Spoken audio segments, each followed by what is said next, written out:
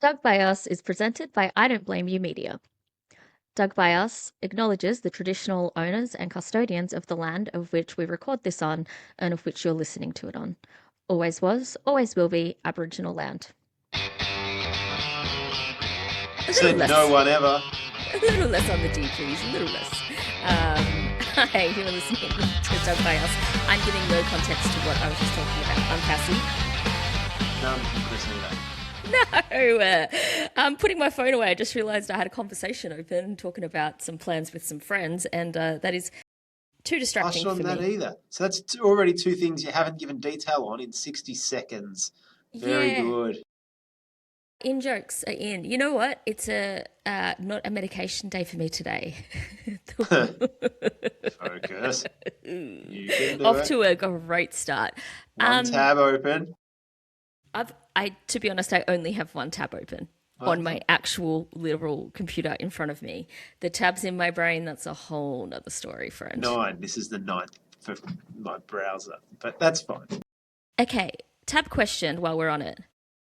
Do you keep your tabs open constantly, or do you, at the end of the week, shut down and then start? Well, this is the work computer, so it's got things that I regularly reference. It's got the Vic Emergency website. It's got the weather. It's got stuff.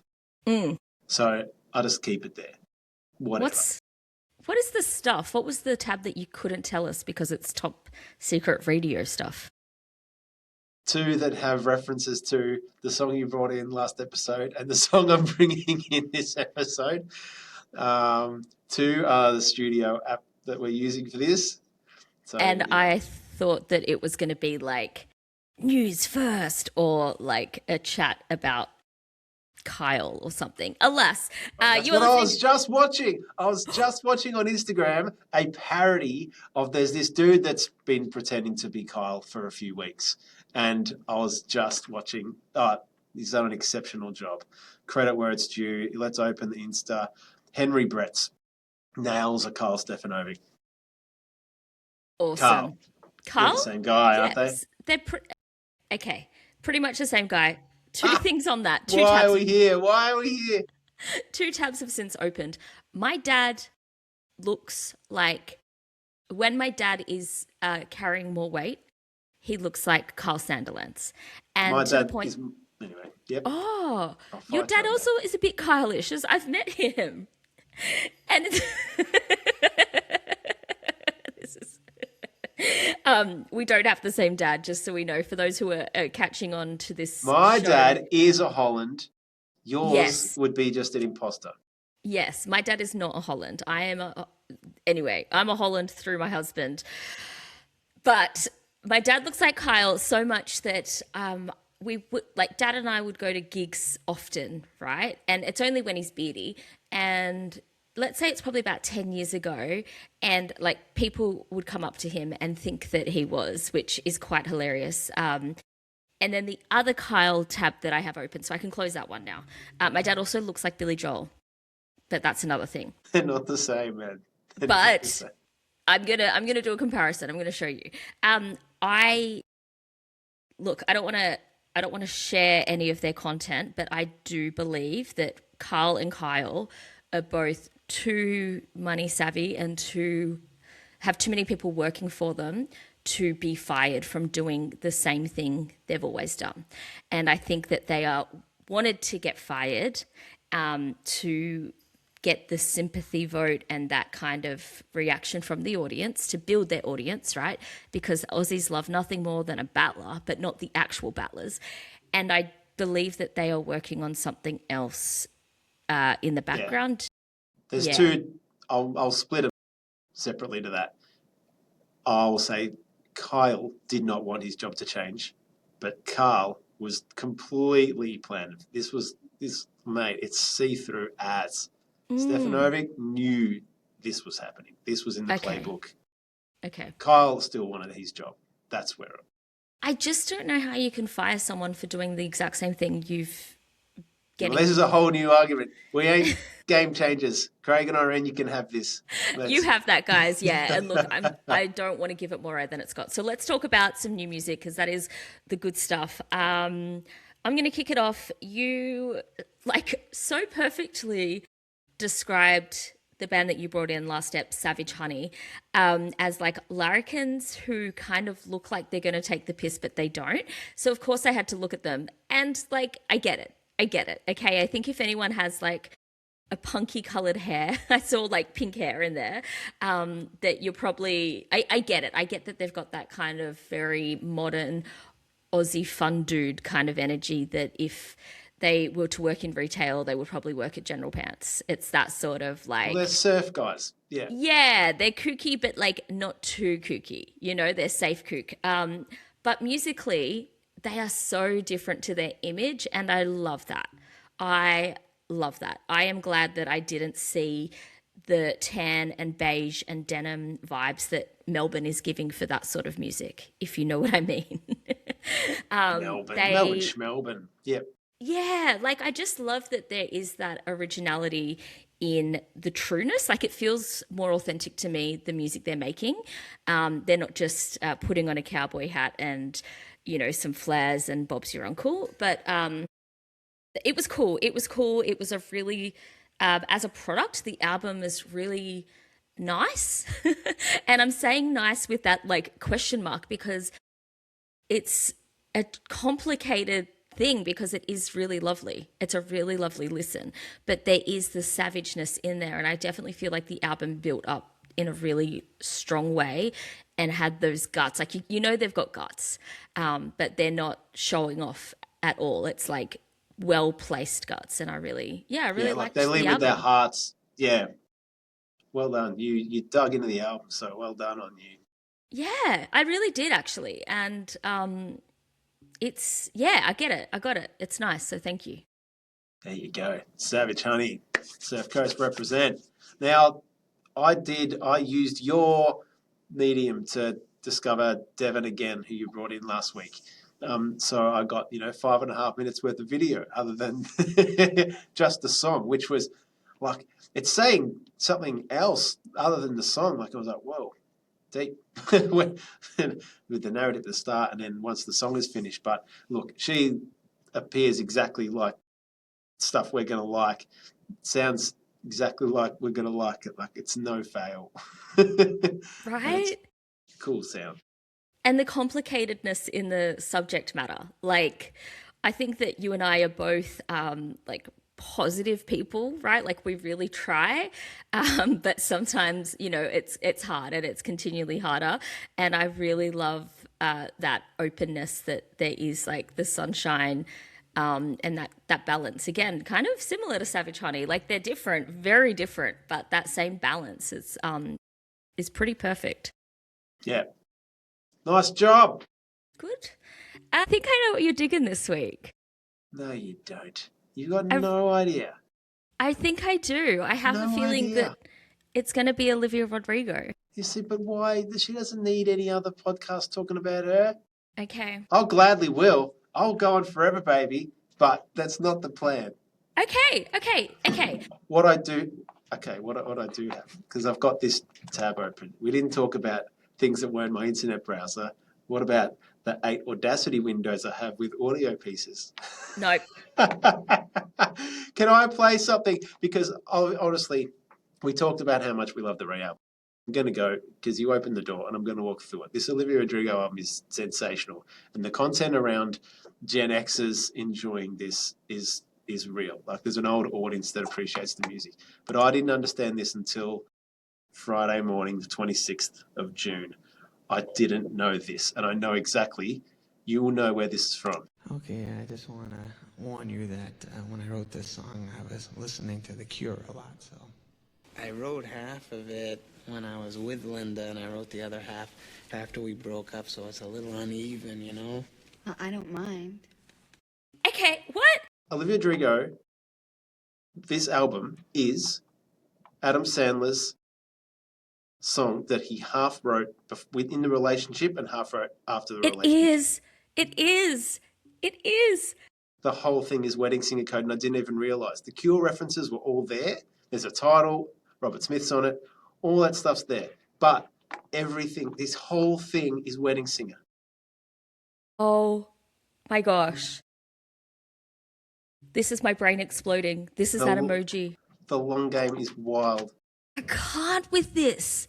I can't. I actually am like, I so can't. And I also was very on the fence this week because I really want to talk about this album, but I also don't want to talk about this album because there's been some great other songs that I have chosen to platform instead. But the attention to detail, the layers, the plan, like everything about, like she's got it. She's just got it, and she knows exactly.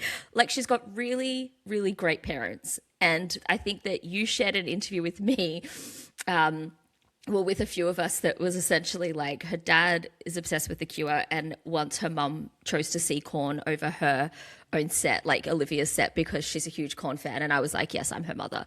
But it's like I have to give them props, right? They have very carefully and just brilliantly like influenced her, because she's making music for us, and it's really healing, because we've talked about this a bit, that pop music was dirty for us, right? If anyone of our era was alternative, pop music wasn't it. We couldn't listen to it. And it's really nice now. And even me, if I reflect back on my own tastes and listening habits through this podcast, right, over the last 7 years, has it been that long?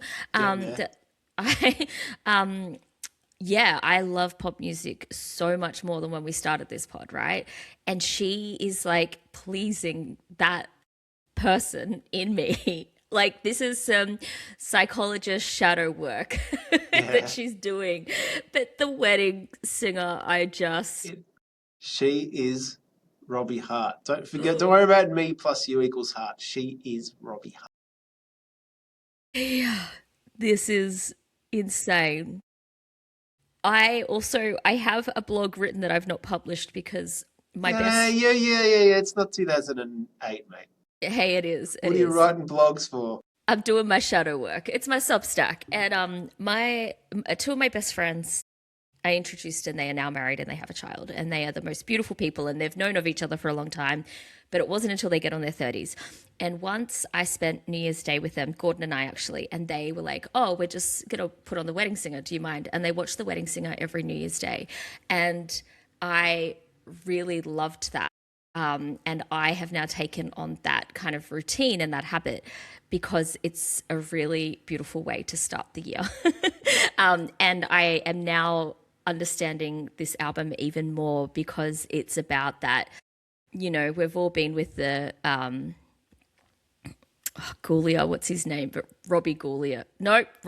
Anyway, we've all been with him, right? We've all had that person. And then it's like, oh, geez. And that's exactly what she's been through. I can't. I'm done. We don't even need to bring in songs this week. We can just talk about that. I can't, Chris. This has blown my mind.